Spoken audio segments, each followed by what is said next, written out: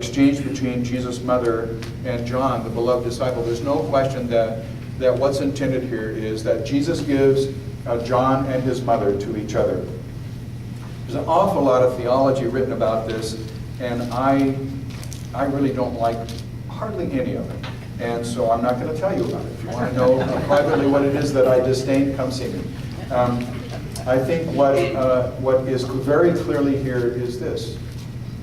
As Jesus, the eldest son, is dying, and at this point we have no record that any of his brothers and sisters believe in him. Now they will, but they don't yet. And there's no record that they are around the cross. But around the cross are 4 women and John. How close they could have been during the whole time is a subject of some debate, but they were close enough at least for part of it. And Jesus looks down from the cross, and as the eldest son, part of his responsibility is to take care of his mother. It's not like she's going to go get a job at Target when he's gone. And it's not like he has left behind a business with employees that will sustain her. How will she eat? Where will her home be? So he looks down to John, and he gives John and Mary to each other. Behold, look, your mother. Look, your son. There are traditions in the church that John tells us in his gospel that immediately, that's the Greek, immediately from that day, John took her into his house.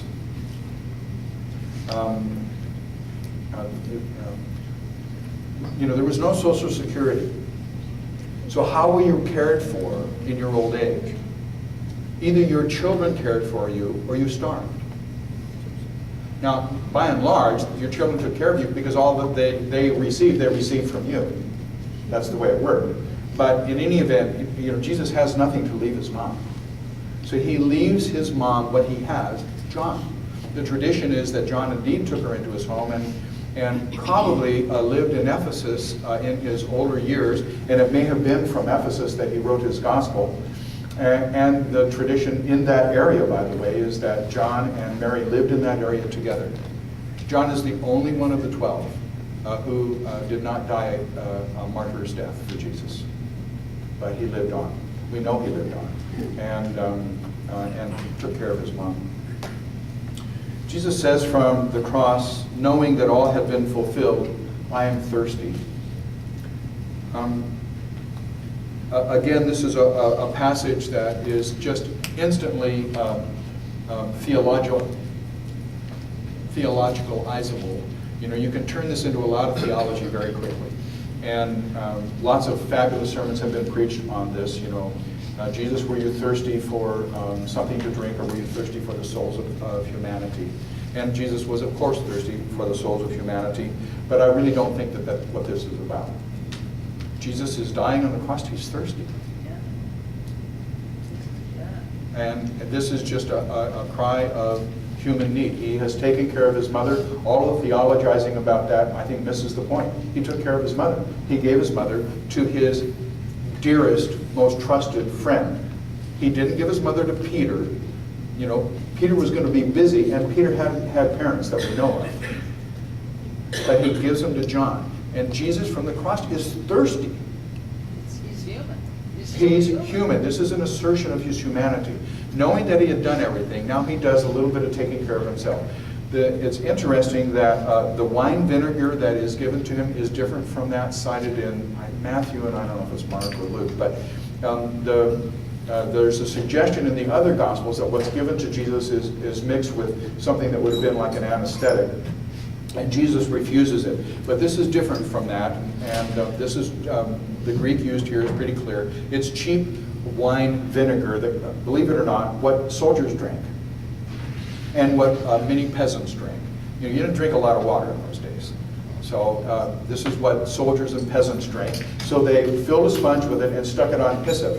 Now, in Jesus' time, hyssop is actually not very tall, a couple of feet tall.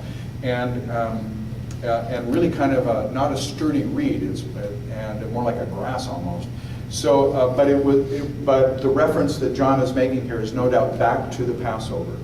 For it was hyssop that you dipped in the blood of the lamb to spread on the lintel and the doorposts of your house, so that the Spirit of God would pass over your house and not kill the firstborn in your house, and set you free. And I think John has the choice of a variety of words. He decides to use the word hyssop. It could very well have been some variety. A lot of different plants were called hyssop in the Holy Land. Botanists try to get all clear and specific about it, but an awful lot of regular people, to me, an awful lot of things are just flowers. There are trees, and there are flowers, and there are weeds, and there's grass. I sort of have 4 main classifications. Sometimes my wife wonders why I murdered with Roundup some of her precious plants. They look like short weeds to me. And so I think John doesn't intend to get entirely specific, but he's intentional in using the word hyssop. So, Jesus cries from the cross, one of the most important things in the passage, it is finished. In Greek, it's one word. So Matthew and the other gospel writers, one of the other gospel writers, 2 of them tell us that Jesus gave up his spirit with a loud shout, and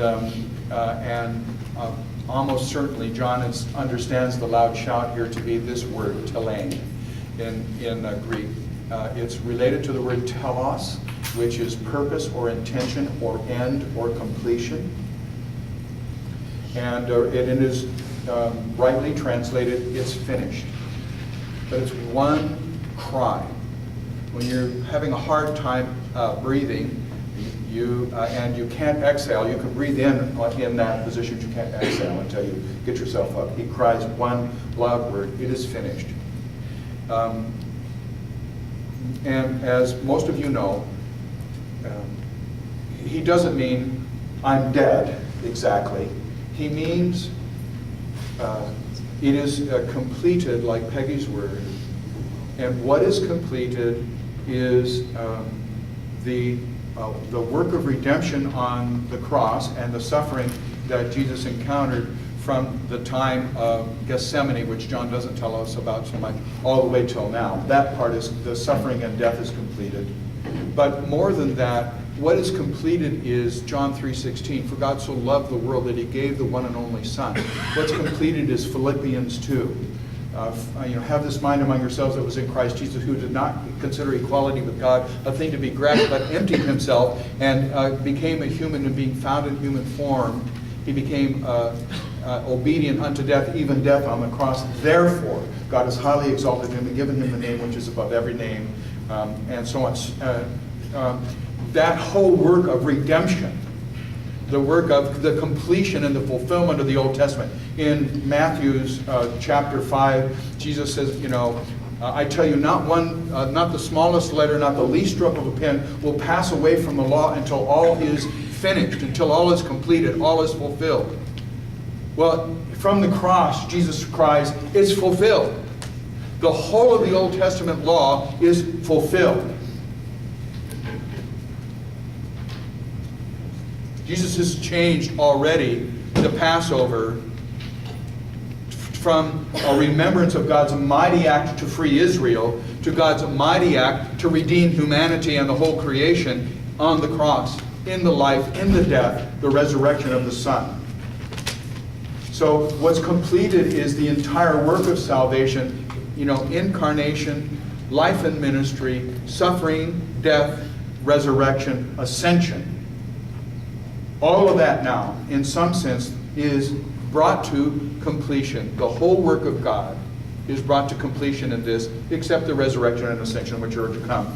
Anyway, Jesus, in this passage, lays down his life for his sheep and for all humanity.